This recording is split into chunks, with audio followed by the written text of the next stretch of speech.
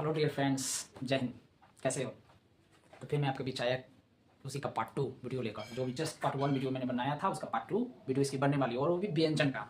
तो चलिए हम लोग देर ना करते हुए व्यंजन की वो बातें जानने की बड़ी एक्साइटेड है, मिनट आपको अंदर है बोल रहा है, तो आइए उसको शांत करें और इसको एंड तक जानने की कोशिश करें। ये टीचर को भी मदद करेगा अगर ध्यान से आप सुन लिए तो। अगर अदरवाइज आपके पास टाइम कम है तो आपकी मर्जी है। आइए हम देखते हैं उसकी छूटी हुई बात को पूरा करेंगे। कहानी आधा नहीं सुनना चाहिए, पूरा सुनना चाहिए। मूवी शुरू से अंत तक देखने में समझ में आती है कि स्टोरी किस बेसिस पर है। तो आइए हम भी वर्णों का देखें कि व्यंजन की कहानी अभी आधा हुई है, उसकी पूरा करने का जिम्मेदारी मैं लेता हूं और पूरा करूंगा। तो चलिए हम लोग सुनते हैं इसकी छूटी हुई कहानी को। इसमें अब हम जानेंगे कि वर्णों का जो उच्चारण स्थान करते हैं मुंह के किस सेंस ऑर्गन के द्वारा। कंठ है तो कंठ जो है, कंठ का कनेक्शन जब जीभ से होता है, ये जो जीभ होता है इस जीभ से जब छूता है तो इतने सारे वर्ण निकल पाते हैं। अ आ क ख ग घ अंग ह अह विसर्ग। और कहा गया है नेक्स्ट इसमें बताया गया है दूसरा तालु। तो तालु और जीभ के जब मिलन होता है, छूने जैसे छूता है तो वैसे ही इतने सारे वर्ण का आवाज निकल जाता है। हर्षी कार, दीर्घी कार, च छ ज झ आई। और मूर्धा जब जीभ से स्पर्श होता है या जीभ मूर्धा में जाकर छूता है तो इतने वर्ण का आवाज निकलता है उच्चारण के रूप में। री ट ठ ड ढ टवर्गीना ला। और यह है मूर्धन्य स्वर। जब ये जो दांत है जीभ से सटता है या जीभ दांत को छू देता है तो उससे इतने सारे वर्ण का आवाज निकल जाता है। त थ द ध न ल स। इतने सारे वर्ण का आवाज आना शुरू हो जाता है जब दांत और जीभ का स्पर्श हो जाता है। ओठ, कहीं होठ लिखा होता है, कहीं ओष्ठ, कहीं ओठ, सब एक ही है। ओठ, जब दोनों ओठ छू कर आवाज निकालता है तो इतना सारा का उच्चारण होना शुरू हो जाता है। उसका नाम क्या है?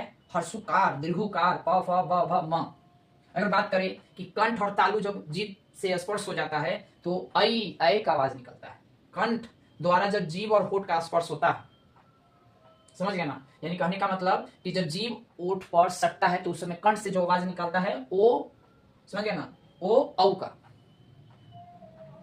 अब कहा गया है कि जब दांत, समझ गए, जब जीभ और ओठ जब दांत से स्पर्श होता है तो उस समय एक ही आवाज निकलता है, उसका नाम है ओ की आवाजें आती है।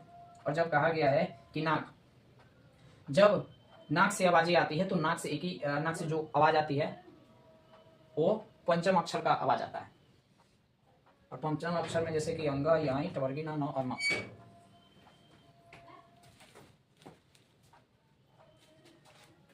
ये पंचम अक्षर के रूप में आवाज आता है, पंचम अक्षर के रूप में आवाज आती है।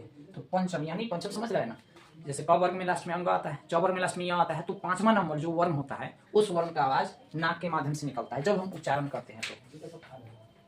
ठीक है, अब चलिए आगे नेक्स्ट देखेंगे। ये था वर्ण का उच्चारण स्थान, जिसमें हम ये समझने की कोशिश कर रहे थे कि जब हम आवाज निकालते हैं तो बोलना आसान है, छट से बोल देते, लेकिन ये आवाजें आती कहां से हैं? ये आवाजें जो है यही ज्ञान केंद्रिया के स्पर्श की वजह से आती है। तो ये था वर्णों का उच्चारण स्थान, और इसे जरूर प्रैक्टिस करें, प्रैक्टिस से ही ये आभास हो पाता है। अब है नेक्स्ट अक्षर। अक्षर की अगर बात करें तो अक्षर दो टाइप का आता है, एक होता है बधाक्षर, एक होता है मुक्ताक्षर।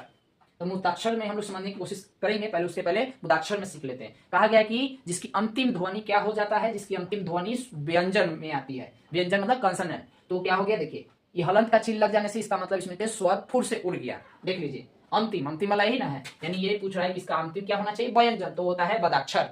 अगर बात करेंगे मुक्ताक्षर में क्या होता है, जिसकी अंतिम ध्वनि क्या होता है? स्वर होता है। जैसे देखिए खा, आ, रे, गो, है ना, अंतिम। तो स्वर वाला को हम लोग क्या कहते हैं? मुक्त अक्षर कहते हैं, और व्यंजन वाला को बद अक्षर कहते हैं। इसमें भी अगर आगे पढ़ेंगे तो शुभ अक्षर टोटल 15 को होता है। कौन कौन होता है? क, ख, ग, च, छ, ज, ड, ध, न, तलाबे, स, दं, स, श्र। और अशुभ अक्षर टोटल 19 होते हैं। कौन कौन होते हैं? अंग, झ, याई, ट, ठ, ड, डवर्गिना, त, थ, प, फ, ब, भ, म, र, ल, व, मूर्धन स और ह। यह है शुभ और अशुभ। कहा गया कि शुभ अक्षर में 5 ऐसा है जिस पर इतना ना कुप्रभाव पड़ता है, कुप्रभाव, इसीलिए उसका नाम बदल के अशुभ अक्षर में 5 को नाम क्या रख दिया गया है? ददाक्षर। ददाक्षर में कौन कौन आता है? 5, झ, ह, र, भ, प। ये 5 ऐसे अक्षर है। हालांकि ये इसका यूज जो होता है आगे जैसे जैसे क्लास बढ़ते जाएगा उसमें इसका यूज होता है, समझ गए? ऐसे 10th 9th में पूछा तो ठीक है, नहीं 10th रिलेटेड पूछ देता है, उसके बाद 12th, उसके बाद आपका बीए में जरूर से पूछता है। जो हिंदी से पीएचडी करते हैं उनमें तो पूछेगा ही, टीचर की शिक्षक योग्यता वाला जो एग्जाम होती है उसमें पूछता है, और नवोदय का कॉम्पिटिटिव एग्जाम होता है उसमें पूछता है। तो समझ गए, ये अशुभ अक्षर पर जब किसी तरह का कुप्रभाव पड़ जाता है तो इसलिए इसका नाम बदल के ददाक्षर रख दिया जाता है 5 के लिए, समझ गए ना? ये 5 के लिए इसका नाम ददाक्षर रख दिया जाता है। अब है व्यंजन गुच्छ। व्यंजन गुच्छ क्या होता है? जब दो व्यंजन के वर्ण आपस में मिलकर एक शब्द बनाता है, शब्द निर्माण करता है, तो उसी में व्यंजन गुच्छ के नाम से इसको जाना जाता है। जैसे बच्चा, अब देखिए ब के बाद जो च दिख रहा है वो आधा च है, वो पूरा च है, तो ये कहते हैं संयुक्त वाला है और ये पूरा है, मतलब इसमें का स्वर गायब है, इसमें स्वर छुपा हुआ है। जिसमें स्वर छुपता है उसके नीचे ये डंडा नहीं लगता, हलंत का चिन्ह नहीं लगता, हलंत उसमें लगता है जिसमें का स्वर गायब हो जाए, तो ये है व्यंजन गुच्छ। समझ गया? इसी का नाम, इसी की वजह से व्यंजन गुच्छ रखा गया। अब है स्वर आघात या बल आघात। स्वर आघात कहिए या बल आघात कहिए, जब उच्चारण करते हैं, बोलते हैं, तो उसकी स्पष्टता के लिए किसी भी कोई भी शब्द के अक्षर पर विशेष जो बल लगाया जाता है या बल लगना, उसी का नाम क्या पड़ जाता है? स्वराघात या बलाघात। मतलब जैसे इंद्र है, देखिए कहा गया कि जो शब्द हम लिखे हैं, शब्द के शुरू वाला कोई भी अक्षर हो, उसी पर विशेष बल लगेगा, उसी की वजह से उसका ध्यान खींचा जाएगा, उसी की वजह से लगेगा कि ये यहीं से शुरुआत है। जैसे इंद्र, विष्णु, इंद्र, विष्णु, यानी ई से शुरुआत हुआ है, इसमें वी से शुरुआत हुआ है। इसका मतलब ये हुआ कि सबका जड़ कौन है? ये है। इसी की वजह से इसी पर विशेष बल लगा, तभी तो आवाज निकला। तो ये हो गया स्वराघात, या इसी को बलाघात के नाम से जानते हैं। तो इसमें कौन हो गया? ई और वी। अब बात करेंगे अनुतान। क्या बात करेंगे? अनुतान। ये एक्चुअल में अनुतान क्या होता है? कहा गया कि जब शब्दों को बोलते समय ध्वनि में उतार चढ़ाव होता है, उसको क्या कहते हैं? अनुतान। जहां शब्द का उतार चढ़ाव होना शुरू हो जाएगा तो उसको अनुतान कहिए। कैसे? देखिए कहा गया अच्छा, अच्छा, अच्छा। एक होता है कि अच्छा खुश मिजाज से बोलते हैं, और दूसरा हम चकित होकर बोल देते हैं, और तीसरा कहते हैं अच्छा। तो तीनों की अपने अपने अभी भावना के साथ व्यक्त करके जो बोलते हैं, इसमें उतार चढ़ाव तो होगा ही होगा। तो ये अनुतान है। अनुतानी का रिएक्शन अब देख लो, कॉमेडी जब करता है तो अनुतान का सहारा लेता है, कोई नाटक करता है अनुतान का सहारा लेता है, कोई ड्रामा करता है अनुतान का सहारा लेता है, कोई किसी तरह का एक्टिंग कर लेता है अनुतान का सहारा लेता है।